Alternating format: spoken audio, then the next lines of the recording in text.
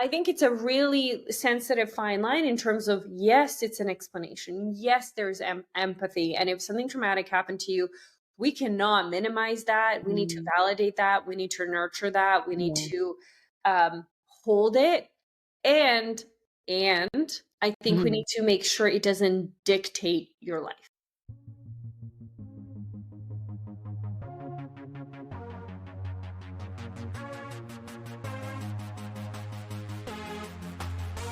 Let's go! Welcome to Becoming an Epic Being, where we dive into all things curious, challenging conventional beliefs, and leveling up self awareness.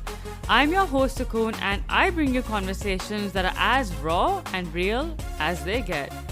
Each week, I dive into transformative conversations with super inspiring humans who have undergone big shifts and are here to offer you the tools to do the same.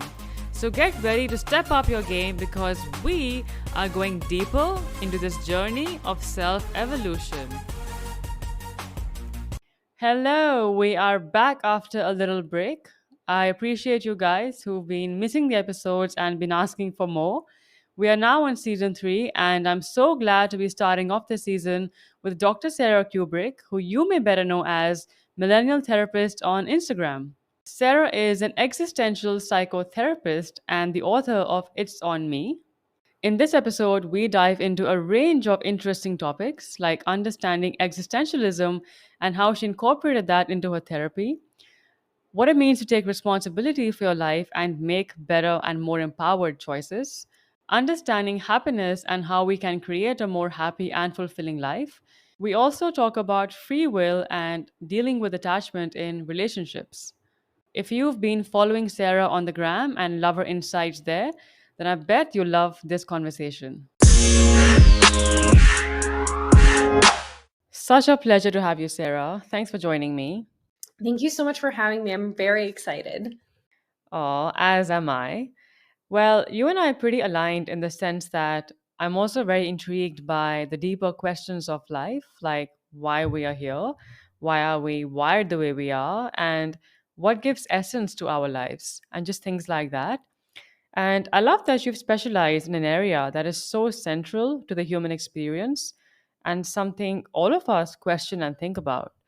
So, to set some context, what inspired your interest in existentialism? Great question.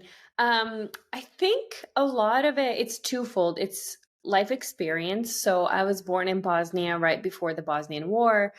Then I lived in Serbia during the Kosovo War and the NATO bombings. And so I think from a super young age, I was kind of robbed of my childhood, and I couldn't make sense of the things I was seeing and things I was Yeah. experiencing. And so I think really early on, I kind of started to spiral, if we want to call it that, into those existential questions of like, what is even the point of life? And then we were immigrants in Canada. And so I found that when I was a young kid, like the books that resonated with me, like Dostoevsky or Tolstoy, were Mm, definitely not the deep books. stuff. Yeah, were not the books that my friends were resonating with in their teen years. And I was like, oh, but they're asking these questions. They are talking about death. They are talking about honesty. They are talking about like these really intense sort of moral questions. And I think when you've kind of been on the periphery of war, those are the types of questions that Mm, you yourself have. And so I didn't really know that Dostoevsky was considered an existentialist. mm. And I think that kind of content just super resonated with my experience. And then also, I think it's a little bit of a personality thing. There's people who just love kind of the philosophical questions, Yeah. love Old soul, young body, hey? One of those vibes. yeah, yeah, exactly. Exactly. That's you. That's me. So yeah, yeah. And I'm guessing if you're talking to me, you might share some of those vibes. And so, yeah, I just think it suited my personality really well. And then when I was in grad school, a bunch of my professors practiced from existential analysis. I learned what it was, and it was love at first sight. Wow, that's quite a journey you've had. And I guess that's driven so much of what you do now, right? And would Viktor Frankl also be considered as an existentialist?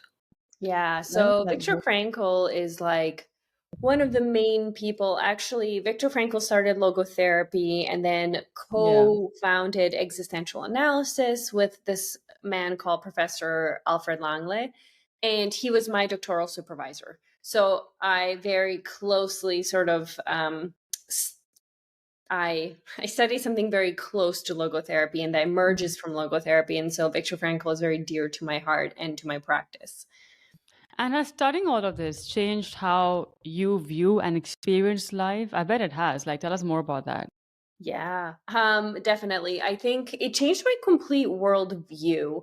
When I think about existentialism in terms of therapy and therapeutic modality, it's not Right. just like, here are a bunch of tools and like now you just do them with your clients. It's really changing your perception of like reality, the way you view the world, the way you engage, the way you ask questions. And so I think it helped. Well, I was having a very hard time personally when I encountered existential analysis, so I think it kind of saved me.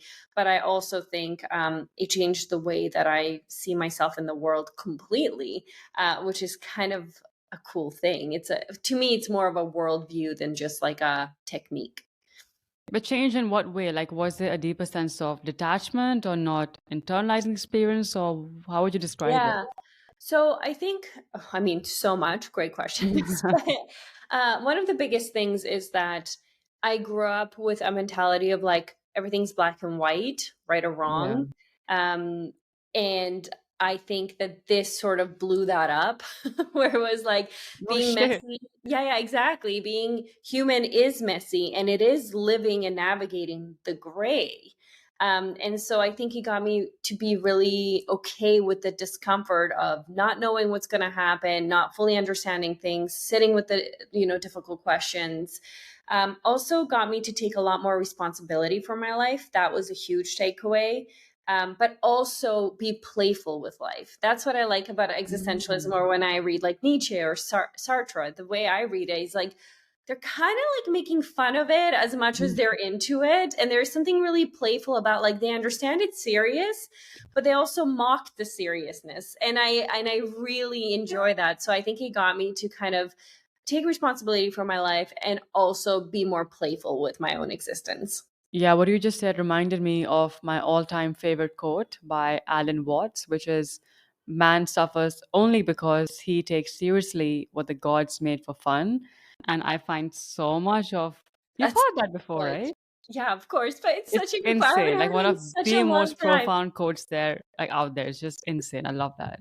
That's so good. Yeah, I haven't heard that quote in a Mm. long time. Thank you for reminding me. Yeah. So, for those who have no idea of this stuff, how would you describe existentialism? Yeah. Um, so existentialism, is a type of philosophy Mm, that became very popular after World War II. sure. And a lot of famous philosophers are, from Germany and France.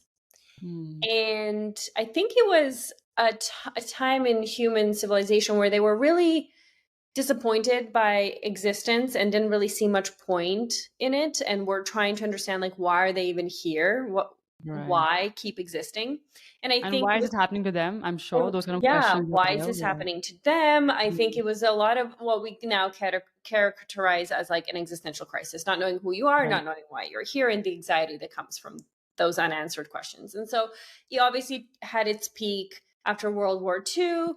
And then after Viktor Frankl, really, I think there was a really huge movement of it becoming a therapeutic modality, meaning like, how can we use the philosophy and the teachings that were trying to target human universal experiences? Right. So, isolation, authenticity, meaning, death, all these topics. Now, a lot of people will be like, I understand existentialism, I understand therapy.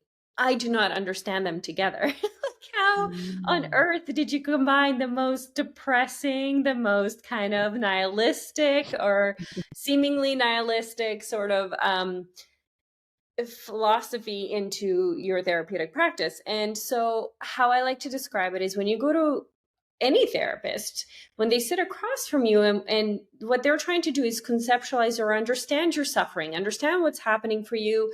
They will have their own theory of how humans change or don't change, and then they will try to help guide you to reach your goals. And so if you go to someone who practices from an attachment theory lens, they're going to sit there and go like, okay, I think you're securely attached, or maybe you have some Mm. tendency for avoidant attachment, whatever it is. CBT will look at cognition, behavior, existentialism. The thing I look for the most is responsibility. When I hear you explain your Okay. life situations, when you're explaining to me your past, or the future that you want, something I look for particularly is your degree of responsibility to yourself, to others, to the world. I will look for authenticity. I will look for all those themes that I mentioned, like isolation and death. And that will be kind of the frame through which I understand your suffering. And so that's kind of how existentialism is used in existential therapy, very broadly speaking. Got it. Thank you for clarifying that so beautifully and so well. You still do therapy actively, right? Yes, not as much as I used to, but yes, Yeah. I'm sure other things have taken over. yes. And I hope so you. I have a question. Like, since you're very directly immersed in this space, Mhm. on a collective level, like, mass level, are we moving more towards these questions or more away from these questions?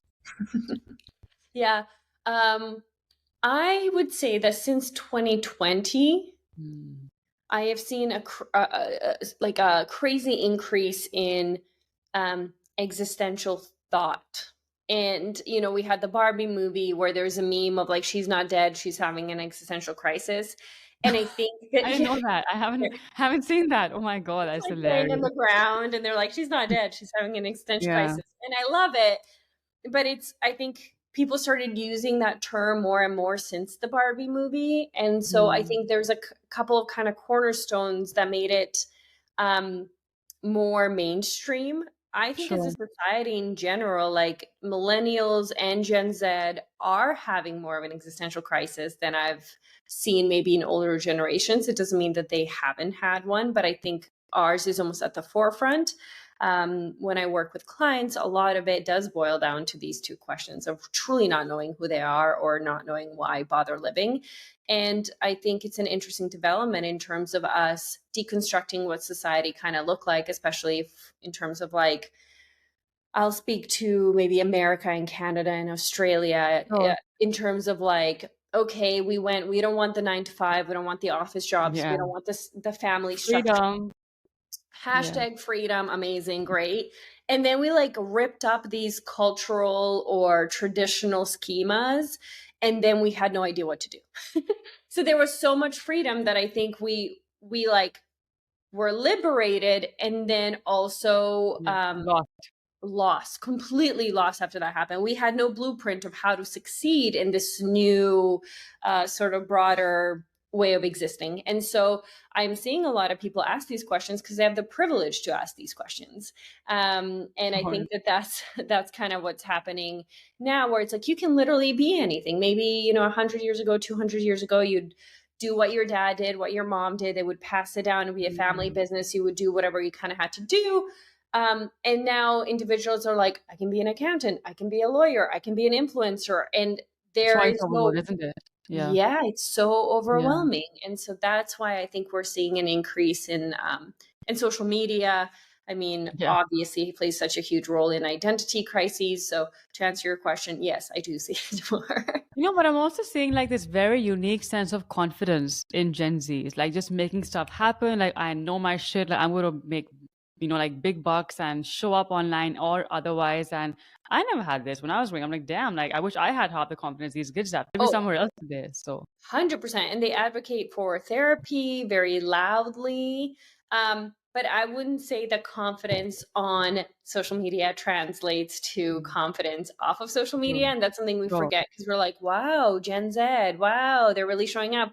And then you meet a Gen Z in real life in the wild, and you're like, oh, no, you're still a child. You're still in your adolescence and you are experiencing the same things that we were. Yeah. So I think that they almost grew up really fast.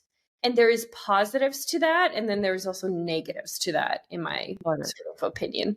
Yeah, that's a fair point. Okay, here's a bit of a deeper question that you might resonate with. Okay. What does it mean to be happy? Like, what do you think drives happiness in our lives? Yeah. So I am never an advocate to seek happiness. That's Love never that. something that I'm like, "Oh, yeah, go be happy, 5 ways to be happy." I Because think you end up more miserable then if you keep seeking something that's so out of reach anyway. Yeah. so out of reach, and I also think we're seeking a feeling. I think that's a dangerous Mm, thing. And wow. happiness is going to be temporary, and it should be temporary because that's also what makes it special. I think if we experience one emotion all the time, we desensitize. If you have your favorite dessert every day, eventually it's going to stop being your favorite dessert. And when you feel sorrow, that's why you can feel such a strong degree of happiness. So there is, I think, order in this sort of chaotically Yeah. seeming life. But I I think instead of yearning to be happy, which is what I think society has really tried in the last like 50 years, it's tried to be fulfilled. Yeah. Fulfillment to me is like a lifelong journey, sort of an aim, a direction to which I'm orienting my existence. To be happy, that's going to come and go. And I think we have overemphasized one emotion. We're like, you made it when you're happy. And it's like, you can be happy when you're self destructing too. Like people have highs when they're doing something that's really unhealthy for them. So I think real like relying too much on one particular emotion. And then also we define happiness. Everyone defines happiness slightly differently. Very So subjective, exactly. it's super subjective. But I think like the closest thing that comes to happiness or contentment is fulfillment. And in my view, at least, fulfillment comes from meaning and contribution in your Yeah. life, like what you do and how you contribute to the world at large in your whatever way that you can. And that's Yeah. what people miss sometimes, chasing all these, like trivial goals and being on the treadmill, the hedonic treadmill, getting Mhm. stuck on that.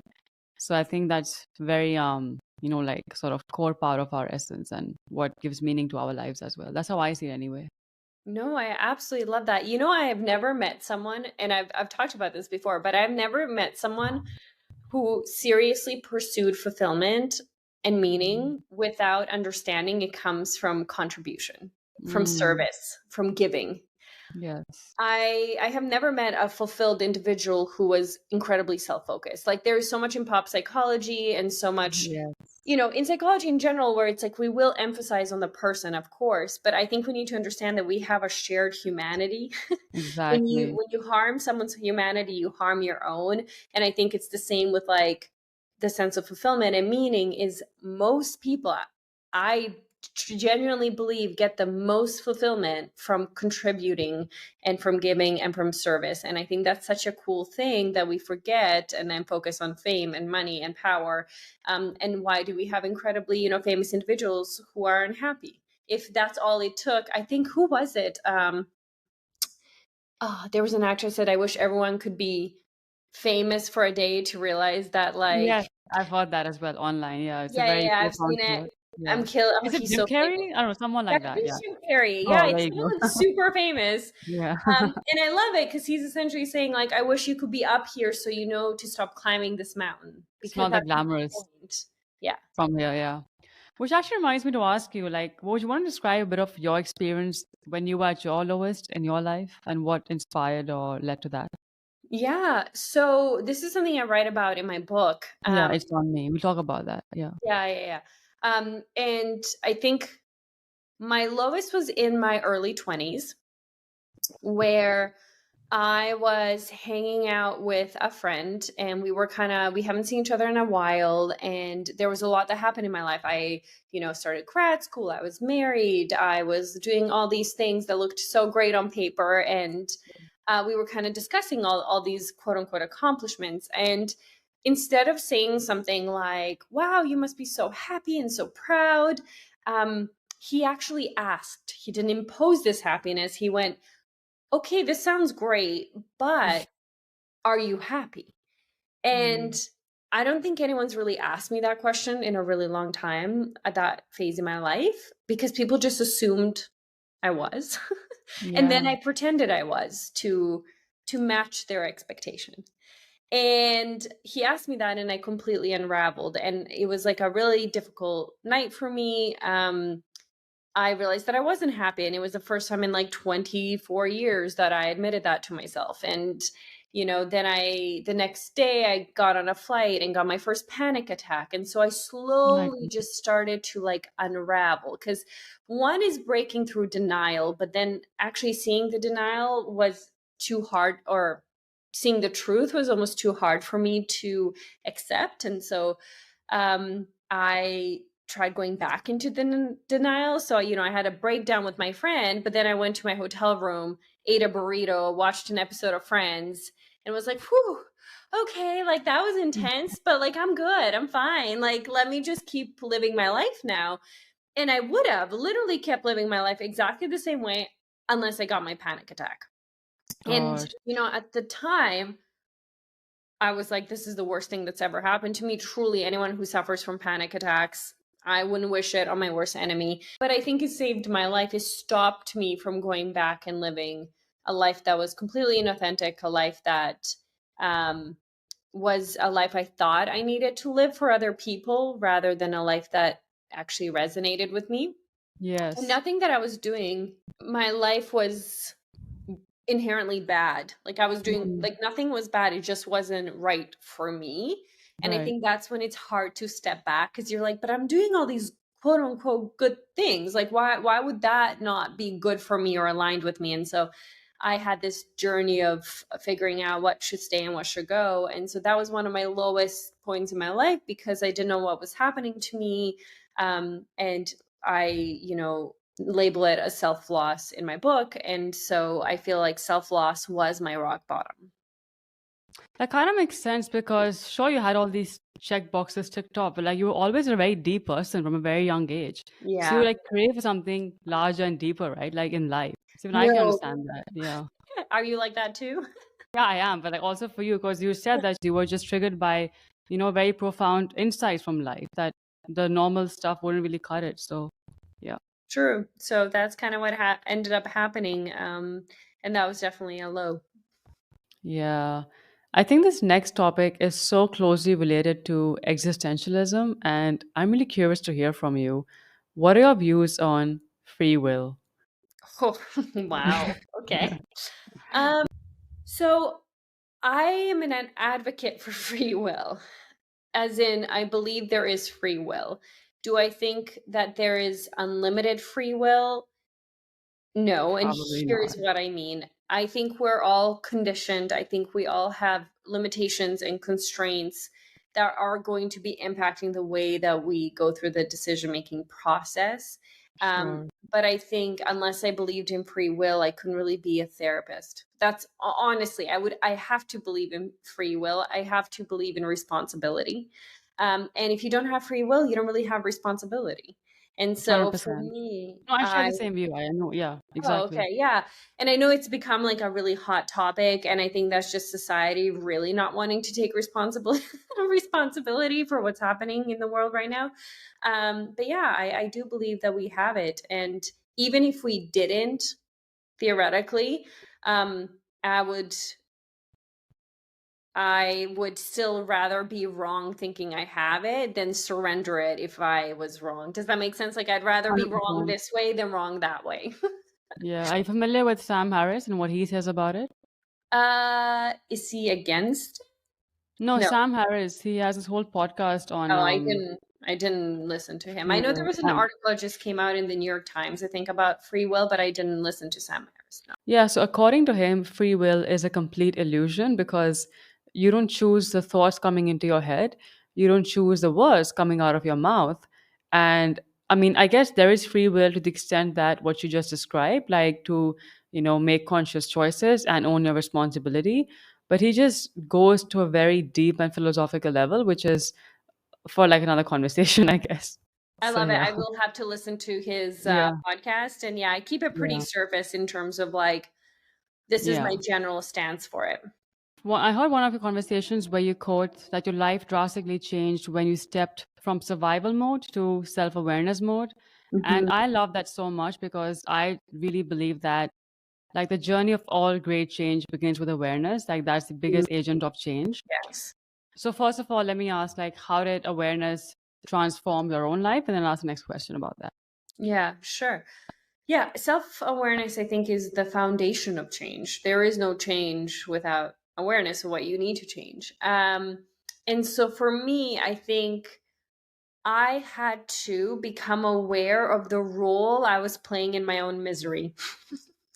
Mm. Like it's so easy to surrender and be like, well, like I had to go to this school, or like I didn't do things very deliberately. It was more like the path of least resistance, a path of what was expected of me, Autopilot, yeah. autopilot fully. And then I woke up at 24 being really angry. And I think the thing about that is there wasn't really that many people to blame. Like, you can be creative and try to Mm. blame people, but I think what made, and I say this, I write about this, is like the kind of the early 20s were more painful than my childhood trauma. And the reason that is because of my own participation. Self-inflicted suffering, would that be it? Yeah, like it's like in my as a child I can go, this was unfair, and I have definite consequences, psychological Right. consequences, as pertains to that, and I can work on it, and that was unfair and that sucks. And I was a victim in that context because I was a child. Regardless of what Yeah. you think of the conflict, I was a child. I had no say. um in my 20s, 90% of what I was experiencing was due to my own lack of decision making or autopilot or the way I showed up in the world. And I think that part was so hard to face because I Mhm. was my biggest perpetrator. And I think that was taking responsibility for that, and seeing that was really hard because it destroys your trust and your ability to trust yourself. And yet you have to trust yourself in order to like heal and move on and make good decisions. And so it kind Mm. of put me in a bind where I was like, oh, now I understand how I'm being destructive to myself. And now I don't trust myself to make any conscious decisions and to move forward. And so that was a really kind of difficult tension to hold for a little while. That can be so difficult, honestly, and so frustrating because I feel like the biggest challenge is when you are self aware, you know exactly what's going on, but you're still stuck, like you don't know how to move, like you just don't change. Yeah. What do you Or, think creates that kind of like state? yeah, it's like when you know you should be doing something different, Yeah, you don't.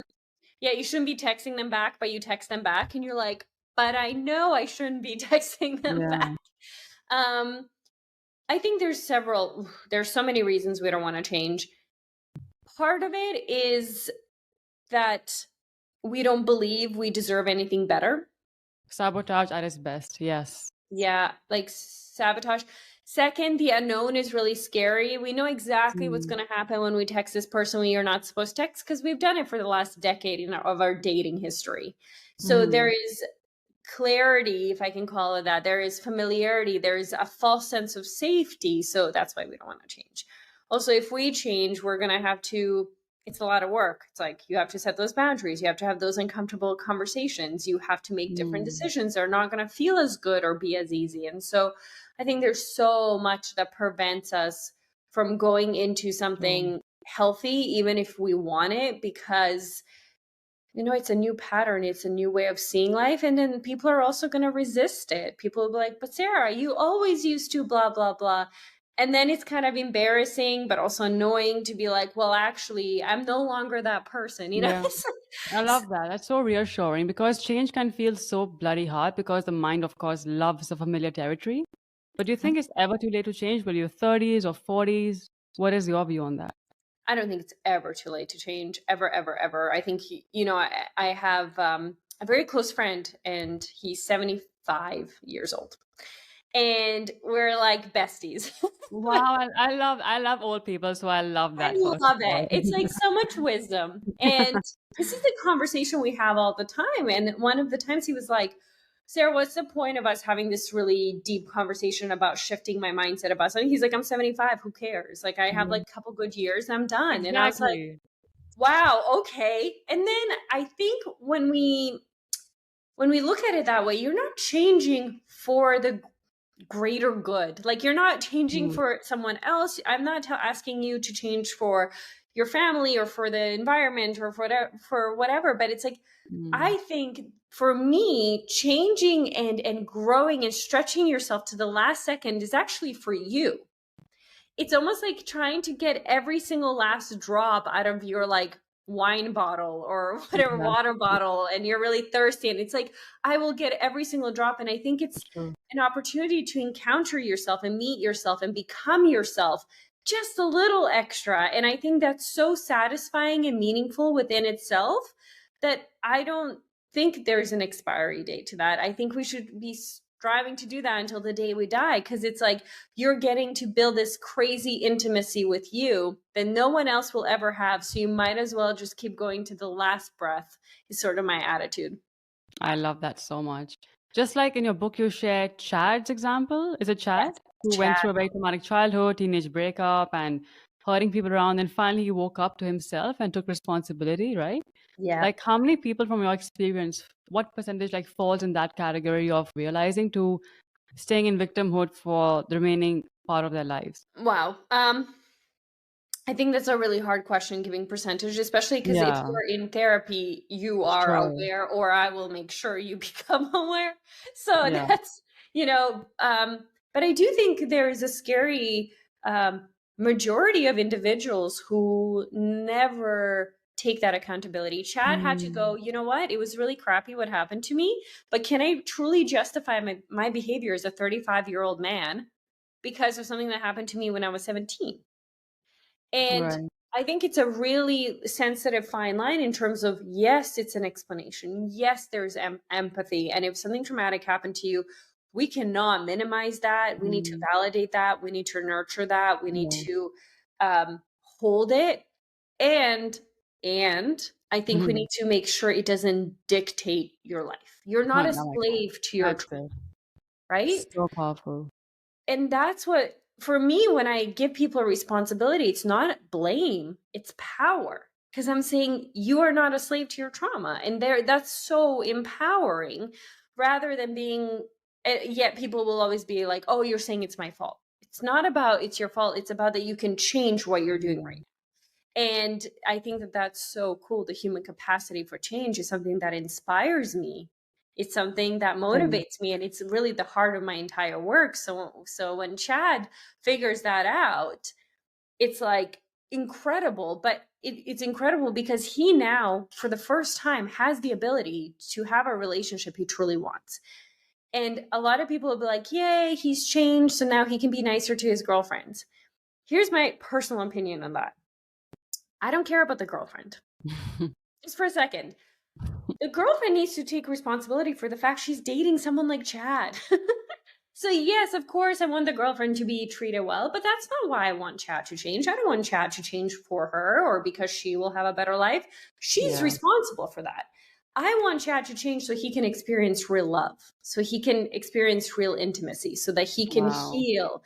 And I think that's how we need to look at this. It's really like to the service, to the healing of the person. And oftentimes we want others to heal for other people, and I think that that's so detrimental and kind of backwards. And so in Chad's example, I'm like, I just want Chad to be happy. That's really all I care about. Agreed. And do you think we have like a natural predisposition towards getting stuck in, victimhood and falling privy to weak patterns? And it takes conscious effort to like move out of that state? Yeah, look, I think it really depends on your environment. Sure.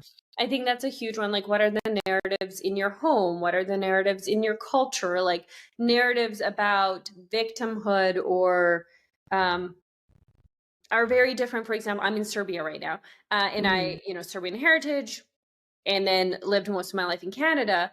Conversations about what it means to be a victim are so different in the two cultures. They couldn't be more opposite. And so one is on a micro level, one's on a macro level. One comes with a sense of weakness, one comes with a sense of like protection. And it's just, I think it really depends where you were raised and how you were yeah. raised.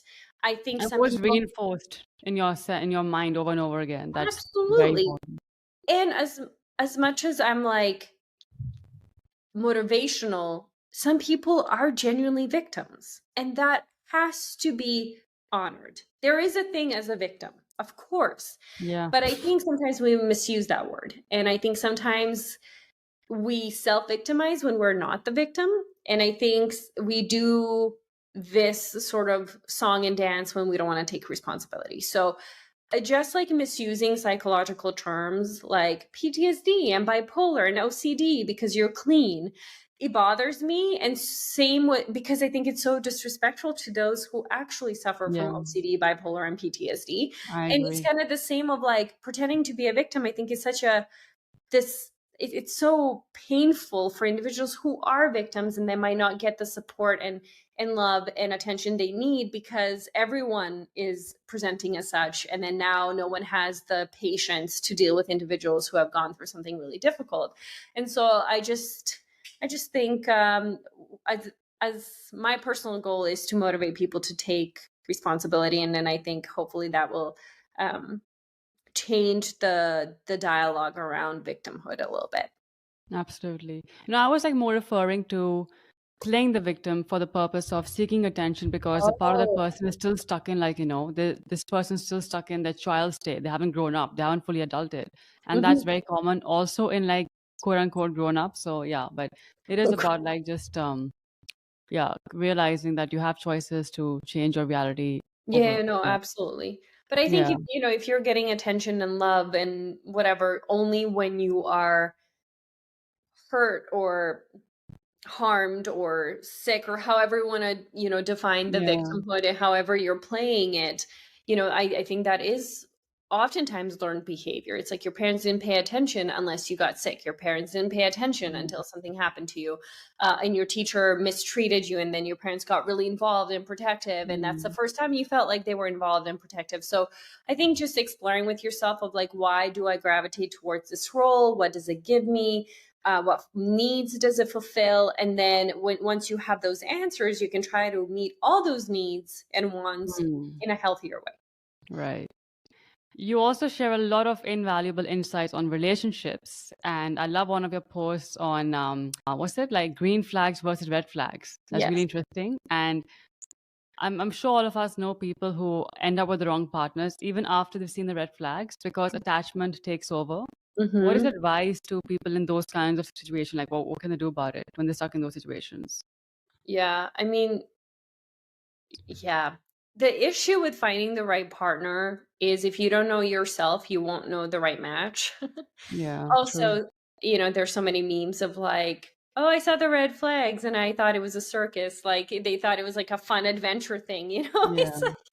like, if you have now committed to this individual and the red flags are still there, and for the first time you're acknowledging the impact it's having on your relationship, I think it's important to address it.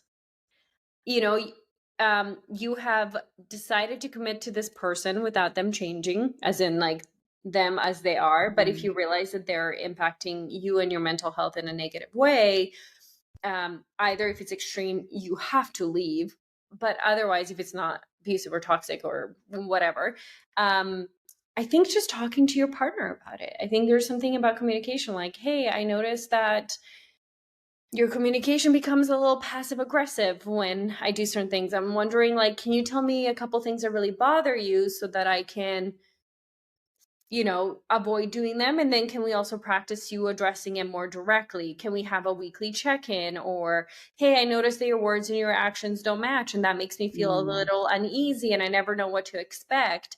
Um, you're not going to upset me if you don't give me reassurance. But I would rather you only give me reassurance when you're going to follow through. So, like, having really Those tough honest. conversations, yeah, which is very hard to do because we've never been taught to have these confronting and difficult conversations. We ghost, we run, we avoid, we dodge. We just don't face the reality and face the person and do what needs to be done. Yeah. There's no, you can't do it without hard work. Like, it's gonna be uncomfortable and it's gonna be hard. Yeah. There isn't like a magic There's no that hack or there's shortcut around no this, is hack. there? No, really, there isn't. But it happens to all of us. And I mean, everyone has a red flag, including ourselves, which means, the more you're aware of your own work, and the more that that can be part of the conversation with your partner of like, hey, this is what I'm working on. What are you working on? Yeah. And make it like, hey, we're going through life together. We're both growing Yeah. as people. We're Growth, both. co-creation. Yeah. Yeah. Exactly. But do you think there is a way around dealing with like heavy attachment, whether it comes to liking someone as a crush or like being in a relationship or like breakups? Like Mm. that's just a part of it's just part of our wiring in a way. How do you like detach from attachment is what I'm Oh, asking. how do you detach? So, my stance on this is that maybe you never fully detach. Maybe the attachment just changes its form. Mm. So, say when With someone time, right? with With time, time. so much Yeah. time, and also in intentionality. So you don't text them, the narratives in your head, you change them. Like there has to be behavior and sort of self-monitoring as well. But I think if someone passes away, I don't think that connection ceases to exist. I just think that Yeah. connection now has a different form. And same with our exes, same with our, Mm. I think it's almost unreasonable or ridiculous to think we can detach. Like if you are in a Yeah. 5-year relationship and it's like there's always going to be a certain bond, and I don't think that that's necessarily a negative thing. I just think that that bond now represents something different. It's going to lead to different decisions. It's not going to mean everything it used to mean, but it's Yeah. still going to be there. And it's going to look a little different. And so that's my personal sort of um, take on detachment. So, yes, you won't feel as attached, but will you ever fully sever any link? I don't even know if that's possible. You still have memories at the very least. Unless, of course, things went really downhill and became toxic, in which case you want nothing to do with them and you just have bad memories.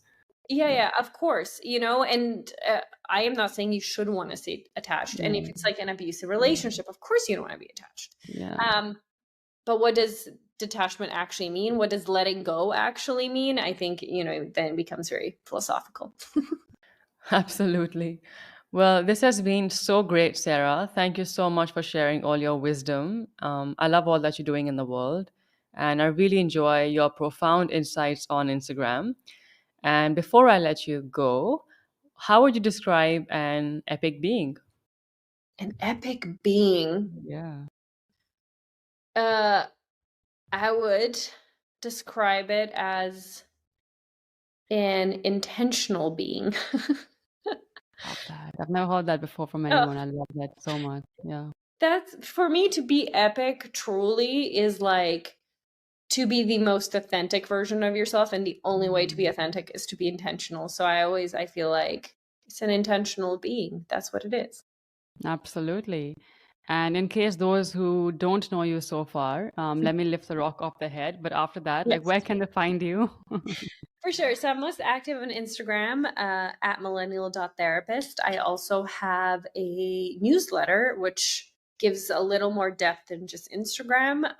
That's Notes from My Phone on Substack. It's Yeah. called Notes from My Phone.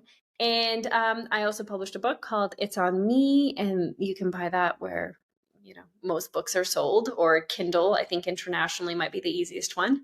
Perfect. Thanks again. And keep doing the work that you're doing. Love it. Thank you so much.